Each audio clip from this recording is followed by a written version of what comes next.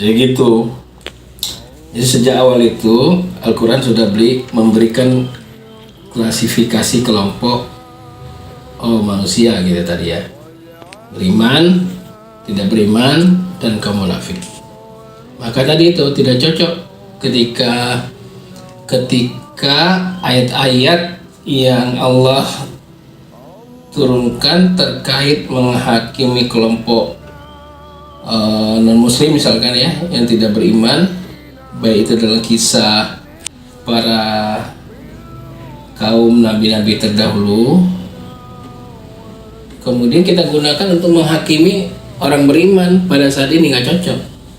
Contoh yang paling gampang tuh gini, ketika Allah melaknat kaum Yahudi misalkan melalui lisan Daud dan Isa, atau ketika Allah sedang melaknat Fir'aun dengan segala keangkuhannya, apa hak kita sebagai umat beriman menggunakan ayat itu untuk saudara kita yang beriman? Itu kan gak cocok.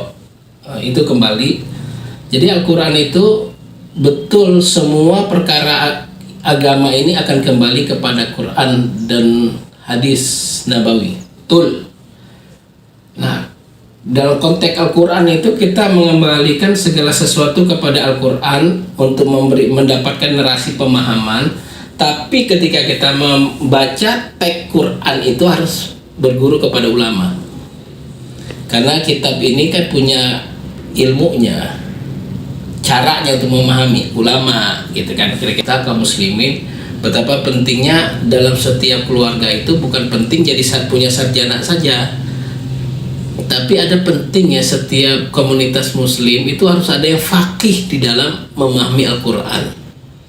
Faqih dalam artian dia punya keluasan ilmu, kemampuan untuk membaca narasi dari ulama yang terkait dengan teks-teks itu, sehingga teks Quran itu tidak serta-merta mentang-mentang itu ayat Allah, kalamullah, kemudian kita pakai seenak pikiran kita, nggak bisa. Salah satu contohnya gitu, berpikir misalkan gitu. Quran banyak membicarakan afala ta'qilun, afala tatadabbarun gitu kan, atau menganjurkan untuk berpikir. Nah, dalam konteks ayat yang mengatakan yang paling buruk itu adalah yang melata di bumi ini yang nggak berpikir. Nah, dalam konteks ini siapa? Emang langsung kita pikirin ya, orang katakan orang yang tidak pintar dari kalangan muslim, nggak banyak mikir, kemudian dia adalah yang sardawab? Nggak bisa. Jadi harus dilihat yang sardawab, yang nggak layak kilun itu yang dimaksud siapa. Nah, kalau kita kembali kepada kelompok yang disebut, itu akan terlihat siapa yang dimaksud layak kilun. Karena sama halnya kita akan menyaksikan ada orang awam beberapa waktu lalu mengatakan innama yakhsyallah min ibadi al-ulama, yang takut kepada Allah itu ulama. Nah, karena ayat sebelumnya ada wa minan nasi wad dawab wal an'am mukhtaliful alwanuhu kadzalika. Nah, di antara manusia itu ya dari manusia, kemudian yang melata, binatang, yang macam-macam gitu. Kadzalika, ya begitulah. Nah, yang takut kepada Allah itu ulama, akhirnya dipahami. Binatang pun kalau dia takut pada Allah dianggap ulama, macam mana? Nah, itu kira-kira kan. Jadi teks-teks ayat itu ada ilmunya. Nah, kalau dalam konteks innama yakhsyallaha min ibadihi al-ulama, itu maksudnya al-insan. Al-insan yang alim, manusia yang alim, yang alimu billah. Sekarang yang alim billah itu siapa? Pasti orang berilmu. Artinya orang yang paham betul tentang Allah dengan segala kekuatan siapa? Yang orang yang berilmu lah.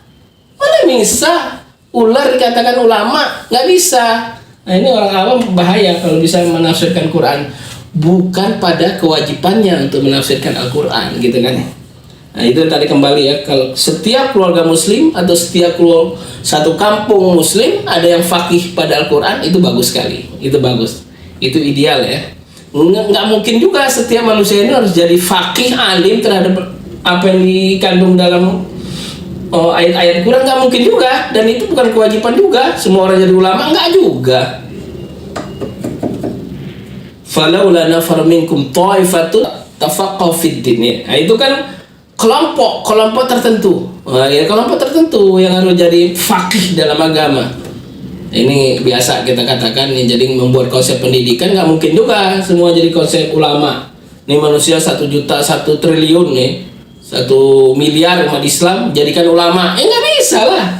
Nggak, itu kewajibannya cukup taat pada Allah, menerima agama Allah dengan ilmu atau itiba atau taklid kepada ulama, cukup gitu. Oke, kita ini pagi-pagi ini kita diskusi, pagi ini hasil diskusi baca beberapa ayat khususnya pada surat Al-Anfal ya. Gitu. Pagi itu nyantai gini baca Quran, ya alhamdulillah dapat punya ilmu dikit kita baca. Jadi yang jangan pernah salah menggunakan, ini ringkasan yang kita tulis ya, dicatat ini ya. Jadi jangan pernah salah menggunakan ayat Al-Quran seakan ayat itu ya, Allah itu zat yang maha kejam kali lah gitu. Tak boleh, memang Allah syadidul iqab, tapi itu siapa syadidul iqabnya? Masa Anda katakan Allah itu syadidul iqab, Allah itu kejam kali, Anda ngomong sama orang beriman yang sudah, ya enggak pas. Syadidul iqab itu untuk siapa? Kira-kira gitu kan ya. Apalagi untuk menghakimi sesama muslim, gak cocok lah. Siapa kita ini siapa lah. Allah maha pengampun, dia maha pengasih, penyayang. Allah juga maha pemberi rahmat dan hidayah. Bahkan orang yang tadinya tak beriman bisa Allah kasih hidayah. Itulah kekuasaan Allah. Nah gitulah kira-kira kita bisa melihat betapa Allah itu zat yang maha rahman dan rahimnya itu luar biasa ya. Karena bagi Allah ketika manusia itu sudah tunduk tauhid kepada Allah, mengakui tentang huwallah warabbi warabbuna, engkau itu adalah Tuhanku dan Tuhan kami, itu sudah dahsyat sekali. Oke ya. Walaupun orang yang mengaku iman kepada Allah bisa saja masih ada maksiat, bisa saja masih ada dosa, biasa itu. Zaman Nabi pun begitu ya. Zaman Nabi pun begitu, enggak serta-merta sahabat Nabi itu pas beriman langsung, enggak juga.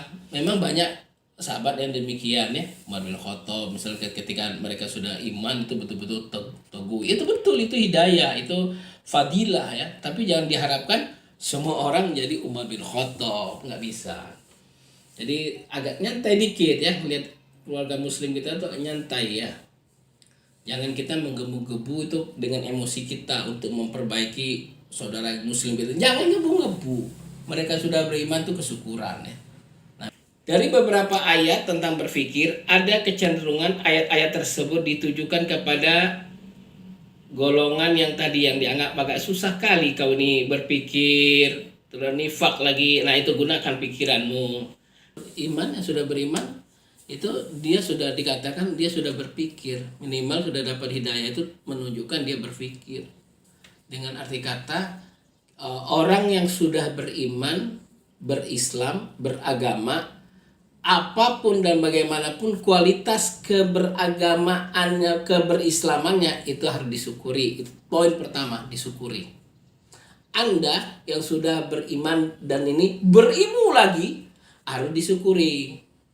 Dalam artian ilmu itu bukan untuk menghakimi saudaramu, nah gitu kira-kira begitu ya, tapi untuk mengajarimu dengan kelembutan, dengan segala kebijaksanaan, dengan hikmah gitu. Emang indah Quran ini kalau kita pahami dengan ilmunya itu indah. Tapi ketika Quran itu kita baca, kemudian kita lihat terjemahannya, kita buka pakai nalar kita sendiri, itu kadang-kadang bisa melahirkan satu perspektif yang tidak sesuai dengan yang dimaksud Quran itu sendiri. Nah inilah pentingnya. Kalau di kampus-kampus misalkan di Al-Azhar itu kan, fakultas tafsir itu fakultas yang sangat idola, sangat disukai. Di samping setelah itu fakultas Usuluddin jurusan tafsirnya. Setelah itu jurusan hadis. Karena Anda kalau baca Islam dari perspektif Quran, itu akan berbeda perspektif yang kita dapatkan, satu nuansa yang akan berbeda. Sama halnya ketika Anda membaca itu Islam itu dari konteks hadis saja akan berbeda spiritnya. Nah, kalau Anda baca dari dua sisi, itu mantap kali. Jadi Al-Qur'an itu sebagai eh, kalau kita katakan adalah panduan-panduan dasar tentang keislaman yang berbagai hal, termasuk di dalamnya kisah. Kisah itu penting di dalam Quran. Nah, tapi Islam dalam perspektif hadis itu bagaikan bentuk implementatif Islam yang dilaksanakan. Nah, gitu kan. Nah, kalau Anda melihat Quran itu ekstrim, keras, radikal, Anda udah keliru. Nah, gitu kan. Karena Quran nggak kayak gitu, isinya nggak kayak gitu. Tapi kalau Anda pun menyaksikan Islam, melihat Islam, kemudian Anda menyimpulkan Islam itu ekstrim, keras, nah gitu, Anda keliru juga. Contoh yang paling dasar, 4 sahabat terhebat Rasulullah SAW itu punya perwatakan berbeda. Ada yang lembut, Abu Bakar itu lembut, Umar bin Khattab tegas. Nah, dalam konsep-konsep keislaman bila begitu juga. Misalnya Abu Bakar Siddiq misalkan, ya. Ketika menyebutkan istiqomah bagi beliau, Anda itu tidak musyrik kepada Allah, masih istiqomah. Jangan kan? Jadi Anda kalau tidak keluar dari Islam, tidak melakukan kesyirikan kepada Allah, Anda masih dalam masuk orang-orang yang dianggap istiqomah. Nah, Umar bin Khattab radhiyallahu anhu beda lagi. Anda itu kalau dikatakan istiqomah dikala Anda betul-betul melaksanakan semua perintah Allah dan menjauhi larangan. Repot kali lah itu. Nah, kira-kira begitu. Jadi sahabat Nabi itu punya kelenturan cara memahami. Nah, itulah Islam itu luas. Jadi ini yang saya pikir penting, setiap satu komunitas itu punya yang faqih dalam agama. Tapi faqih itu bukan belajar agama dalam satu framing ya, tapi betul-betul karena Islam ini sudah berabad-abad, ulama itu udah lahir dari zaman ke zaman itu banyak. Nah, maksudnya dikaji Islam dari berbagai sumber ulama yang kompeten, dibaca, diamati, dinalar, dilihat. Insya Allah akan lahir generasi terbaik ke depan. Oke, siap. Mantap ini.